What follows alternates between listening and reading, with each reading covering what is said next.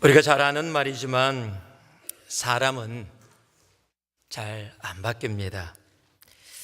사람이 조금 바뀐 것처럼 행동을 하면 그래서 우리들은 저 사람이 죽을 때가 돼서 그렇지라고도 이야기를 합니다. 즉 그 이야기는 사람은 죽지 않으면 잘 바뀌지 않는다라는 그런 이야기입니다. 그것이 세상이 믿고 있는 진리입니다. 그런데 그런 것 같기도 합니다. 많은 사람들이 트럼프 대통령이 되기 전하고 대통령이 된 후에 그래도 대통령이 되고 나면 바뀌겠지라고 많이들 생각했던 것 같아요. 근데 대통령이 된 후에도 트윗을 통해서 아이들하고 싸움을 하든 그냥 감정을 표현하는 모습을 계속 보면은 별로 사람은 확실히 잘 안 바뀌는 것 같습니다. 여러분, 그러나 죽을 때 말고도 사람이 바뀔 때가 있습니다. 바로 예수 믿으면 바뀝니다. 다시 말씀드립니다. 예수 믿으면 바뀝니다. 여러분, 그것이 성경이 이야기하는 진리입니다. 예수 믿고도 바뀌지 않는다고 생각하거나 예수 믿은 후에도 안 바뀌는 삶을 살아가고 있다면 그것은 성경이 이야기하는 믿음이 아닙니다. 예수 믿으면 분명 바뀝니다. 우리가 잘 아는 고린도서 5장 17절 말씀은요, 그런즉 누구든지 그리스도 안에 있으면, 즉 예수를 믿으면 새로운 피조물이라고 분명히 선포하고 있습니다. 여기서 새롭다라는 이 단어는 헬라어로 카이노스라는 단어인데 우리가 너무도 잘 아는 이 단어의 뜻은 본질의 변화입니다. 애벌레가 나비가 되어지는 것 같은 본질의 변화를 이야기할 때 쓰는 단어가 카이노스라는 단어입니다. 즉 예수 안에 있으면, 예수를 믿으면 우리들이 본질적으로 변한다라고 이야기하고 있는 겁니다. 이전 것은 지나갔다. 무엇을 얘기합니까? 나비가 되어진 우리의 삶이 다시 애벌레로 돌아올 수 없다라는 겁니다. 예수 믿으면 바뀝니다. 오늘 말씀은요, 그 예수로 인해서 그들의 삶과 생각이 바뀐 두 명의 사람의 이야기를 기록해 놓고 있습니다. 바로 사울과 아나니아 이야기입니다. 오늘 이 두 사람의 삶의 변화, 생각의 변화, 가치관의 변화를 통해 예수를 믿는다라고 고백하며 이 자리에 앉은 우리들의 삶도 주님이 원하시는 그 삶으로 변화되어지고 바뀌어지는 우리의 삶이 되기를 주님의 이름으로 축복합니다. 그래서 예수 믿고 바뀐 삶, 그리고 그 삶에서 하나님이 허락해 주시는 놀라운 은혜들이 우리의 삶 속에 차고 넘치기를 진심으로 소망합니다. 그럼 예수를 믿으면 바뀌는데 오늘 이 말씀에서 이야기하는 바뀜이 어디에 있는지 우리들 함께 보기를 원합니다. 17절 말씀입니다. 우리 같이 한 목소리로 함께 봉독하겠습니다. 함께 합니다. 아나니아가 떠나 그 집에 들어가서 그에게 안수하여 이르되, 형제 사울아, 주곧 내가 오는 길에서 나타나셨던 예수께서 나를 보내어 너로 다시 보게 하시고 성령으로 충만하게 하신다 하니. 여러분, 예수 믿으면은 거부가 용납으로 바뀝니다. 예수 믿으면 거부가 용납으로 바뀝니다. 여러분, 사울은 조금 전까지 자신들을 핍박하던 사람입니다. 다메섹에 온 이유도 예수를 믿는 사람들을 핍박하기 위해서 온 겁니다. 많은 이들이 사울로 인해서 가족을 잃었고 그 가족들이 더러는 죽임까지도 당한 사람들이 분명히 그때 있었을 것입니다. 온 교회 안에서는요, 스데반의 죽음으로 인해서 놀라운 충격과 아픔도 아직도 기억하고 있었을 때입니다. 아무리 예수 믿고 돌아왔다고 해도 사울을 받아들이는 것은 결코 쉬운 일이 분명히 아니었습니다. 그런데요, 오늘 아나니아가 사울을 만납니다. 그리고 사울을 만나면서 하는 첫 번째 그의 입술을 통해서 나오는 그 말이 형제 사울아입니다. 형제 사울아. 여러분, 형제라는 단어는 헬라어로 아델푸오스라는 단어입니다. 이 아델푸오스라는 단어는 원래 델프휘스라는 단어에서 온 단어입니다. 이 델프휘스라는 단어는 엄마의 자궁을 이야기합니다. 웜을 이야기하는 거예요. 그러니까 형제라는 의미는 자궁을 같이 쉐어한, 즉 같은 엄마를 통해서 태어난 피를 나눈 가족을 의미하는 겁니다. 그냥 교회에서 예수 믿으니까 형제, 자매 이야기하는, 무슨 회사에서 무슨 씨, 무슨 양, 무슨 군 이야기하는, 여러분 그런 의미가 아닙니다. 예수를 믿는 사람들이 형제님, 자매님 하는 것은 예수의 보혈의 피로 한 형제된, 한 가족된 의미를 담고 있는 단어입니다. 우리가 서로를 향해서요, 형제님, 자매님 불러줄 수 있는 것은 놀라운 은혜고 놀라운 특권입니다. 지금 아나니아가 사울을 그렇게 불러주는 겁니다. 그런데 여러분, 아나니아가 처음부터 사울을 그렇게 부른 것이 아닌 것을 우리들은 너무도 잘 압니다. 주님께서 아나니아에게 사울이라는 사람이 있는데 가서 네가 안수해서 눈을 뜨게 하라 라고 이야기했더니 아나니아도 하나님께 조금 대들었습니다. 쉽게 이야기하면, 하나님 이건 아니잖아요. 이건 아니잖아요. 사울이 어떤 사람입니까? 주님을 따르는 사람을 핍박하고 더러는 죽이기까지 한 사람 아닙니까? 이곳에 온 이유도 우리를 핍박하러 온 사람인데 왜 그 사람을 내가 가서 도와줘야 되고 내가 왜 그 사람을 섬겨야 합니까? 라고 하나님 앞에 그렇게 조금 대들었습니다. 그게 사도행전 9장 13절하고 14절에 적혀 있어요. 아나니아가 대답하여, 주여, 이 사람에 대하여 내가 미리 여러 사람에게 들싸온즉 그가 예루살렘에서 주의 성도에게 적지 않은 해를 끼쳤다 하더니 여기서도 주의 이름을 부르는 모든 사람을 결박할 권한을 대제사장들에게 받았나이다 하거늘. 나름대로 하나님 앞에 자기의 의견을 이야기했어요. 근데 우리 하나님은 참 재밌으신 분이세요. 보통 이렇게 얘기하면, 그래, 내가 네 말 안다, 내가 네 마음도 알고, 좀 이렇게 보통 얘기하시면 좋은데요, 아무 얘기가 없으시고요, 주께서 이르시되 가라. 그냥 가라. 그리고 한 말씀을 더 붙이셨어요. 이 사람은 내 이름을 이방인과 임금들과 이스라엘 자손들에게 전하기 위하여 택한 나의 그릇이라. 무엇을 얘기하는 겁니까? 과거에 그가 어떤 일을 했는 거 나도 안다. 그러나 나의 뜻이 여기 있다. 가라. 과거는 지나갔고 미래의 일을 통해서 내가 나의 놀라운 일들을 행하게 할 것이다. 여러분, 아나니아에게는 아직 사울은 핍박하던 자, 힘들게 하던 자, 자신을 괴롭히는 자, 사랑하는 사람을 죽인 자입니다. 그것이 아나니아의 현실이에요. 그런데 하나님은 미래를 이야기하십니다. 아직 이루어지지 않았습니다. 사울이 어디 가서 복음 안 전했습니다. 임금에게 말씀 안 전했습니다. 이방인들에게 아무것도 하지 않았습니다. 그저 하나님의 말씀일 뿐이에요. 현실에는 아무것도 보이지 않습니다. 그런데 성경은 이렇게 기록합니다. 9장 17절 전반부에 아나니아가 떠나 그 집에 들어가서. 여러분, 이게 예수를 믿는 사람들의 모습이어야 합니다. 내가 이해하지 못해도, 내 생각이 달라도 하나님의 말씀에 거부가 용납으로 바뀌는 이 모습이 예수를 믿는 모습입니다. 다시 말씀드립니다. 내가 이해하지 못해도, 내가 생각이 달라도, 내가 현실 가운데 지금 하나님이 하신 말씀이 전혀 내 현실 속에 조금도 보이지 않는다 할지라도 하나님의 말씀을 그대로 받아들여 거부하던 나의 인생이 용납으로 바뀌는 것, 이것이 예수 믿는 사람들의 모습입니다.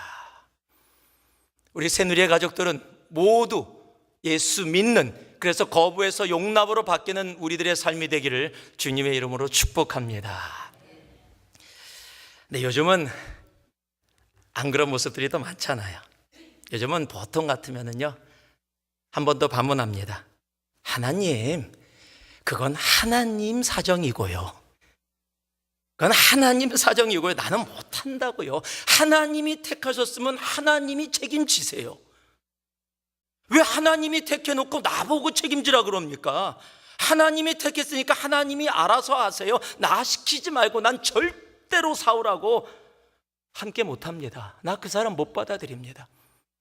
하나님이 택한 그릇이니까 죽이 되든 밥이 되든 하나님이 알아서 하세요. 혹시 찔리는 분 계십니까? 그런데 정말로 자주 우리들이 그렇게 주님 앞에 이야기할 때가 많다라는 겁니다. 예수를 믿는다는 것은요, 내 이해를 뛰어넘어, 내 생각을 뛰어넘어 주님의 말씀을 그대로 받아들이는 것. 그로 인해 거부하던 상황을 용납으로, 거부하던 사람들을 용납으로 받아들일 줄 아는, 아나니아처럼 사울에게 가서 형제 사울아, 속으로는 이 원수놈아, 그러지 않았다는 겁니다. 진정으로 형제 사울아 받아들이는 그 고백이 여러분 우리들의 믿음의 고백이게 되기를 주님의 이름으로 다시 한번 축복합니다. 왜 이것이 가능합니까? 주님께서 먼저 우리를 용납하셨기 때문이에요. 우리가 너무도 잘 아는 로마서 5장 8절 말씀 보면 우리가 아직 죄인 되었을 때에, 우리가 원수 되었을 때에 하나님께서 예수 그리스도를 십자가에 죽게 하심으로 우리에게 대한 자기의 사랑을 먼저 확실하게 증명해 주셨습니다. 요한일서 4장은요, 우리가 사랑하면 그가 먼저 우리를 사랑하였습니다. 누구든지 하나님을 사랑하노라 하고 그 형제를 미워하면 이는 거짓말하는 자니. 여러분, 하나님의 그 용납을 내가 이해하게 되면, 그 십자가로 원수되었던 우리를 받아들임을 이해하게 되어지면, 여러분, 내가 용납하지 않을 수 없는 것이 없다라는 겁니다. 고리텐붐이라는 독일의 복음 전도자가 있었습니다. 여자분이십니다. 아마 아시는 분 많으실 거예요. 네덜란드 사람입니다. 2차 대전 때 나치한테 잡혀서 엄청난 고문을 당했습니다. 그 고문 가운데 자신의 친언니의 생명을 뺏겼습니다. 그래서 나치만 생각하면 치가 떨리는, 막 속에서 미움과 원한이 사무치는 그런 사람이었습니다. 그런데 하나님이 그런 사람을 강권적으로 불러서 2차 대전 이후에 독일 마을을 돌아다니면서 용서와 화해와 용납을 설교하게 하셨어요. 참 하나님은요 정말 재밌으신 분이세요. 그래서 이 독일 마을을 다니면서 화해와 용서의 말씀, 복음을 전했고, 고문당했고 언니를 잃었던 사람의 용서와 화해의 말씀 속에 많은 이들이 예수께 돌아오는 놀라운 은혜들이 있었습니다. 하루는 조그만 독일의 시골 마을에 가서 말씀을 전하고 예전처럼 끝나고 악수를 하고 있는데 갑자기 한 남자가 눈에 띄었습니다. 그 남자는 자기를 정말로 잔인하게 고문하고 그 고문으로 인해서 자신의 언니의 생명을 뺏어가간 바로 그 남자였습니다. 여러분, 그 남자를 보자마자 어떻겠어요? 고리텐붐의 일기에는 이렇게 기록되어 있습니다. 그 순간 내 심장은 얼어붙은 것 같았다. 나는 한마디로 하나님, 저 인간은 절대 용서할 수가 없습니다라고 말했다. 여러분, 솔직한 심정일 겁니다. 누구나 그렇게 할 수밖에 없을 겁니다. 그러나 용서와 사랑과 화해와 용납을 외치던 고리텐붐은 그 안에서 내적 싸움이 분명히 있었습니다. 그러던 중 하나님께서 그 마음속에 이렇게 말씀하시는 것을 들었습니다. 나는, 하나님이십니다. 나는 내가 저 사람을 용서할 수 있느냐 없느냐를 묻는 것이 아니라 용서하겠느냐 안 하겠느냐를 묻고 있는 것이다. 순종하겠느냐 안 하겠나를 묻는 것이다. 주님께서 물으시는 것은 용서할 수 있느냐 없느냐가 아니라 내가 지금 용서하라고 이야기하는 이 말에 순종하겠느냐 안 하겠느냐를 묻고 있다라고 고리텐붐의 마음속에 말씀하셨다는 겁니다. 용서하고 싶은 마음은 눈꼽만큼도 없었지만 하나님의 말씀에 순종해야 한다라는 마음, 그 마음으로 그 남자가 앞에 왔을 때 손을 내밀었습니다. 그런데 그 순간 놀랍게 진심으로 내 그 고리탄 부메 속에서 그 영혼을 용서할 수 있는 마음이 차고 넘치게 되었다고 그의 책에 그는 기록하고 있습니다. 우리의 삶에 우리를 아프게 한 사람 분명히 있을 겁니다. 나를 힘들게 하고 어렵게 한 사람 있을 겁니다. 아니, 지금도 아직까지 상처에서 치유되지 못하고 생각만 해도 보기만 해도 비슷한 것만을 경험해도 그 상처가 다시 올라와 고통하고 눈물 지고 아파하는 삶을 살아가는 분도 혹 있을지 모릅니다. 그러나 나를 위해 십자가를 지신 예수님께서 우리를 형제 자매라고 불러주셨다면, 여러분, 우리 형제 자매라고 부르지 못할 사람은 세상에 없어야 합니다. 우리가 살고 있는 이 세상, 참 용납과 용서가 없는 세상입니다. 아니, 세상 보지 않아도 괜찮습니다. 우리가 다니고 있는 예수 믿는다고 하는 교회에서조차 용서와 용납을 찾기가 힘든 시대에 우리는 살아가고 있습니다. 나에게 상처 준 사람은 제쳐놓고라도요, 나하고 조금 다른 사람도 용납하기를 힘들어합니다. 말투가 마음에 안 든대요. 얼굴 표정이 마음에 안 든대요. 생각하는 행동이 마음에 안 든대요.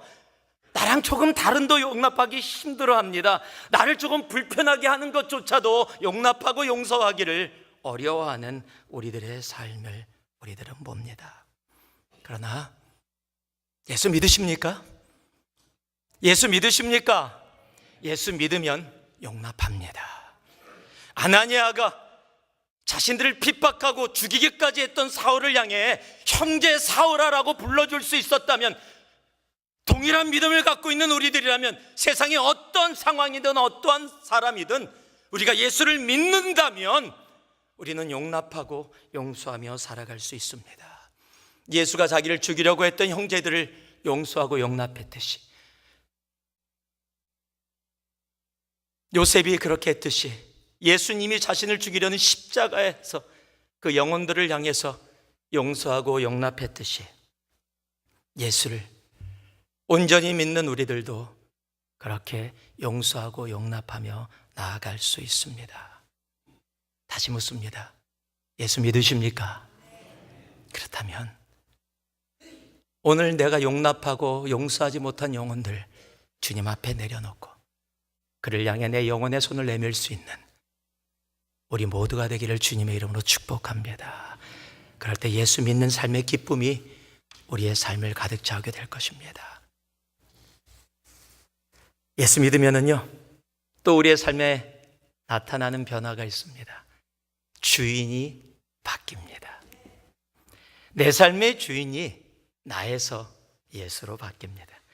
동일한 17절 말씀 후반부에 뭐라고 적혀 있냐면요, 형제 사울아, 죽은 내가 오는 길에서 나타나셨던 예수께서 나를 보내어 너로 다시 보게 하시고 성령으로 충만하게 하신다 하니. 여러분, 아나니아가 그 어려운 마음 상태를 가지고 지금 사울을 찾아왔습니다. 그리고 직접 안수해서 눈도 뜨게 해줬습니다. 그런데 그렇게 하면서 아나니아가 정확하게 사울에게 해주는 말씀이 기록되어 있습니다. 내가 온 것이 아니라 예수께서 나를 보내서 내가 이곳에 있다. 내가 너를 안수해서 눈이 떠진 것이 아니라 예수께서 너로 눈을 뜨게 하셨다라는 겁니다. 이게 무슨 의미입니까? 여러분, 자신이 하고 하는 행동의 모든 것들의 주인이 나는 그저 순종하는 종이고 예수님이 주인이고 그가 다 행하셨다라는 겁니다. 이러면 나타나는 모습이 있습니다. 불만이 없습니다. 왜냐하면 내가 한 게 아니라 주님이 하신 거예요. 내가 어떤 일을 섬기고 행했어도 그것은 내가 한 것이 아니라 예수 그리스도가 나를 통해서 하셨기에 오히려 나는 감사만이 우리의 삶 속에 존재하게 되는 겁니다. 영광을 가지고 가지 않습니다. 왜냐하면 예수가 하셨기 때문입니다. 누가복음 17장 7절에서 10절 말씀을 보면 아주 유명한 구절인데요, 무익한 종의 이야기가 나옵니다. 하루 종일 밭에 가서 열심히 일했습니다. 땡볕에서 열심히 일하고 이제 집에 들어오는데, 이제 주인님 밥을 해주려고 딱 들어오는데 갑자기 주인이 배고프니까 아니 왜 이제 왔냐고, 빨리 밥하라고. 그러면 보통 그러면 어떻습니까? 열받지요. 좀 하려고 그랬는데. 제가 몇 번 말씀드렸지만 저희 집은 이 쓰레기를 목요일날 아침에 가지고 갑니다. 이 쓰레기 차가 와갖고 수요일날 저녁 때 쓰레기를 밖에다 내놔요. 수요일날 성경 공부가 있고 그러면 저녁 늦게 들어갑니다. 그래도 제가 좋은 남편이 되고 싶어서 들어가자마자 옷도 안 벗고 바로 쓰레기를 챙겨서 밖에다 이렇게 내놓습니다. 그게 제 일이고 기쁨으로 해요. 하루는 너무 피곤했어요. 그래서 귀찮다, 하고 싶다 않다 이런 생각이 들었는데, 그래도 내가 아내를 사랑하고 또 내가 그래도 가장인데 내가 쓰레기 버리는 이 정도야. 그리고 이렇게 주우려고 이렇게 해서 하려고 그랬는데 갑자기 저은 소리를 아내가 들었어요. 여보, 쓰레기 좀 버려줘요. 그러면 잡다가 그냥 놓고 싶지요. 이거 여러분 다 경험하신 분 아실 거예요. 하고 있는데 그러면 놓고 싶어요. 그게 사람의 마음이에요. 그러나 지금 하루 종일 밭에 가서 일하고 왔는데 와서 또 밥해라. 밥을 열심히 합니다. 그러면 조금 쉬고 싶은데 숟갈 갖고 와라, 젓갈 갖고 와라, 반찬 떨어졌다, 물 갖고 와라, 계속 옆에 서 있어야 돼요. 끝까지 설거지까지 다 해야 됩니다. 그리고 나서 주님이 뭐라고 이야기하시냐면, 그렇게 일한 다음에 너희들이 뭐라고 고백해야 되느냐라고 이야기하면 17장 10절에 이렇게 얘기합니다. 이와 같이 너희도 명령받은 것을 다 행한 후에 이르기를 우리는 무익한 종이라, 우리가 하여야 할 일을 한 것뿐이라 할지니라. 지금 시대를 살아가고 있는 우리들이 잘 이해하기, 아니 받아들이기 힘든 부분입니다. 왜냐하면 지금 종으로 살아간다라는 것은 드라마에서나 지금 보고 듣고 한 것이 다기 때문에 그렇습니다. 만약 이런 일이 지금 회사나 가정이나 어디 교회 같은 데서도 이루어지면 바로 수당하고, 잘못하면 정말로 큰일 납니다. 여러분, 그런데 예수님 당시에는 종이 있었습니다. 그래서 종들은 지금 주님 하신 말씀이 무엇인지를, 그리고 제자들도 충분히 이해하고 있습니다. 이 모든 것을 하고 난 후에도 나는 무익한 종입니다라는 고백은요, 내가 종이라는 사실을 정확히 알고 인정할 때만 이루어질 수 있는 고백입니다. 다시 말씀드립니다. 이 모든 것을 하고 난 후에도 나는 무익한 종입니다, 해야 될 것을 한 것뿐입니다라는 고백은 내가 종이라는 사실을 정확히 알고 인정할 때만 내 영혼에서, 내 마음에서, 내 삶에서 고백되어질 수 있는 고백이라는 사실입니다. 그리고 주님은 분명하게 말씀하십니다. 이 비유를 누구에게 말씀하고 계세요? 예수님의 제자들에게 그렇게 하라고 말씀하고 계시다라는 사실입니다. 그렇다면 지금 우리들에게 하시는 말씀 분명히 맞습니다.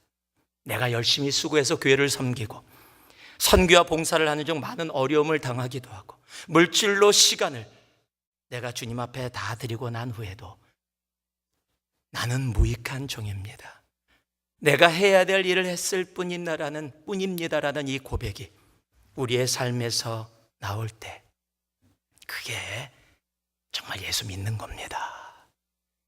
그게 예수 믿는 겁니다. 우리의 어려움은요, 그런데 스스로를 이처럼 무익한 종으로 인정하고 있느냐 아니냐라는 문제입니다. 인간은 끝까지 종으로 살기가 쉽지 않은 것 같아요. 종으로 시작을 합니다. 그랬다가 어느 순간에 나도 모르는 사이에 주인의 자리에 내가 가 있는 나를 발견합니다. 예수 제대로 믿으면 주인 노릇 안 합니다. 아니, 못합니다. 나의 주인이 예수님이신 것을 우리들이 분명히 알고 있다면, 아니 내 입술에서 한 번이라도 내가 기도하면서 주여라고 외친 그 주여의 의미를 우리들이 알고 있다면 우리는 절대 우리의 삶에 주인 노릇 못합니다. 여러분의 삶의 주인이 누구십니까? 예수 그리스도십니까? 주님이, 아니 예수가 여러분의 삶의 주님이십니까? 그렇다면 진정으로 내 영혼에서부터 나는 무익한 종입니다. 고백하며 살아갈 수 있는 우리가 되기를 주님의 이름으로 축복합니다. 한번 따라해 주실래요? 나는 무익한 종입니다. 나는 무익한 종입니다. 이 고백이 내 영혼의 내 삶의 매 순간의 고백이 되기를 다시 한번 예수 그리스도의 이름으로 축복합니다. 여러분, 마지막으로 예수를 믿으면은요, 삶의 방향이 바뀝니다. 우리의 삶의 모습이 완전히 바뀝니다. 20절에서 22절 말씀을 제가 읽어드리겠습니다. 즉시로 각 회당에서 예수가 하나님의 아들이심을 전파하니 듣는 사람이 다 놀라 말하되 이 사람이 예루살렘에서 이 이름을 부르는 사람을 멸하던 자가 아니냐. 여기 온 것도 그들을 결박하여 대제사장들에게 끌어가고자 함이 아니냐 하더라. 사울은 힘을 더 얻어 예수를 그리스도라 증언하여 다메섹에 사는 유대인들을 당혹하게 하니라. 여러분, 사울은 정말 열심히 종교생활을 했습니다. 열심을 따진다면 사울을 이길 사람은 당시에 아무도 없었을 겁니다. 다메섹에 온 이유도 동일한 이유입니다. 누가 시켜서 한 게 아니라 자기가 자발적으로 자원해서 한 일입니다. 그런데 내 열심으로 내가 원하던 방향으로 가던 사울의 인생이 예수를 만나니까 그 방향을 바꿉니다. 여러분 아세요? 오늘 여기 지금 말씀에 예수 그리스도를 하나님의 아들이라, 예수를 그리스도라 지금 증거하고 있습니다. 지금 이 두 말이 기록되어져 있는데요, 재밌는 사실은 사울이 그리스도인들을 핍박하던 이유가 예수를 그리스도라고 이야기했기 때문이고 예수를 하나님의 아들이라고 그들이 이야기했기 때문에 그것을 도저히 받아들일 수 없어서 그들을 핍박했던 것이 사울입니다. 그런데 지금 그가 예수를 만나고 나니까 예수가 그리스도요, 예수가 하나님의 아들임을 지금 즉시 선포하고 있다라는 사실입니다. 예수를 만나면 삶이 바뀝니다. 예수를 만나면 가치관이 변합니다. 예수를 만나고도 세상의 가치관을 갖고 있다면 여러분, 다시 한번 나의 믿음을 돌아볼 수 있는 기회가 되기를 진심으로 소망합니다.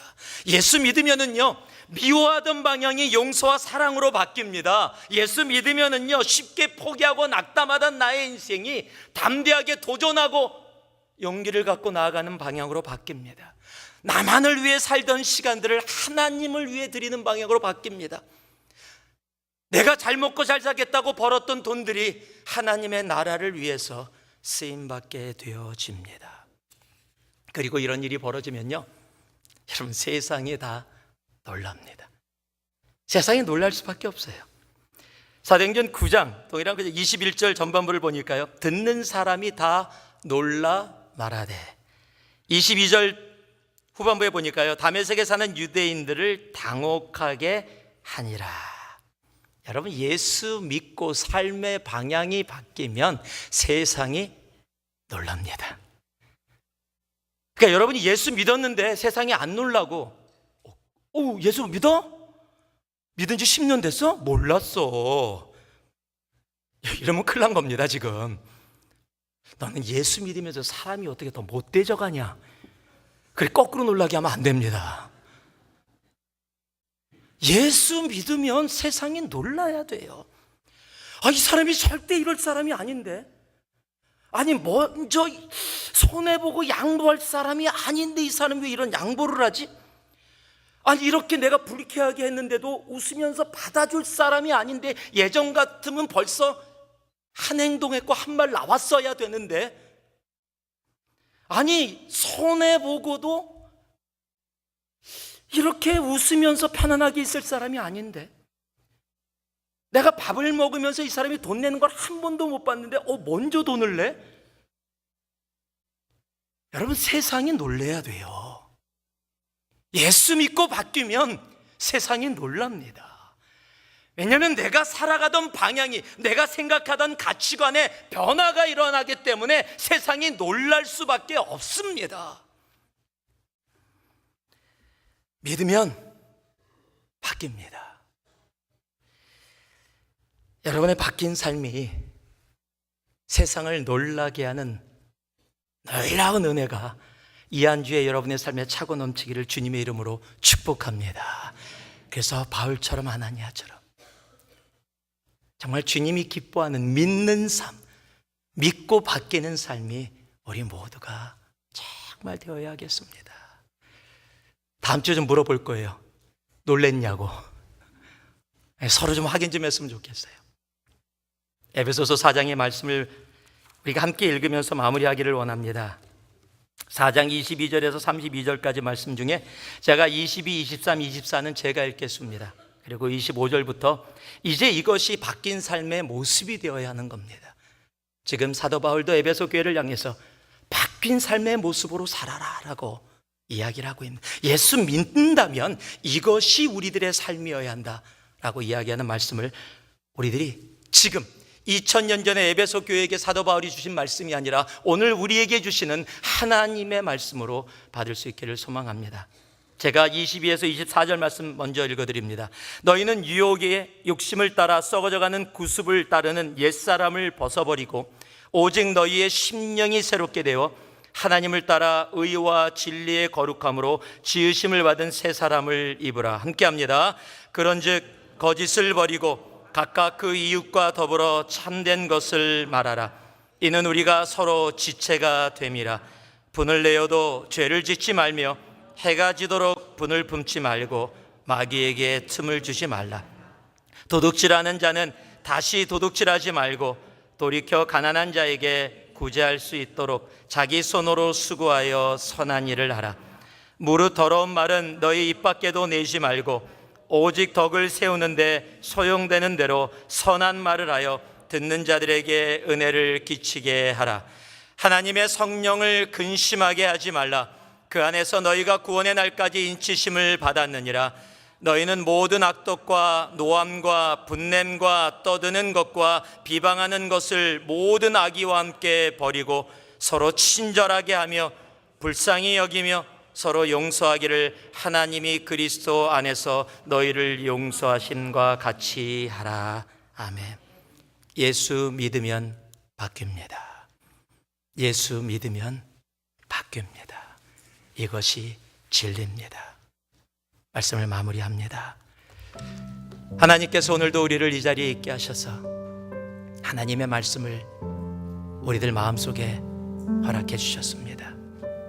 이제는 이 한 주 그 말씀 믿고 새로운 피조물 바뀐 삶을 살아가는가, 혹이라도 내 삶 속에 아직도 거부하는 인생이 있다면, 거부하는 상황이 있다면 용납하고 용서할 수 있는 믿음이 우리에게 있기를 소망합니다. 아직도 교회를 하고 하나님 일을 하고 세상에서 일을 하면서 내가 주인 되어서 살아가고 있다면 믿음 가운데 주님이 우리의 삶의 주인됨을 다시 한번 고백하고 그 삶으로 돌아올 수 있는 우리가 되기를 진심으로 소망합니다. 믿으면 가치관이 바뀝니다. 믿으면 삶의 방향이 바뀔 수밖에 없습니다. 오늘 새누리의 백성들이, 주님의 자녀들이 그 바뀐 삶을 살아가는 이 한 주 그리고 우리의 인생 모두 되기를 다시 한번 살아계신 예수 그리스도의 이름으로 축복하고 축복합니다. 기도하겠습니다. 사랑의 아버지 하나님,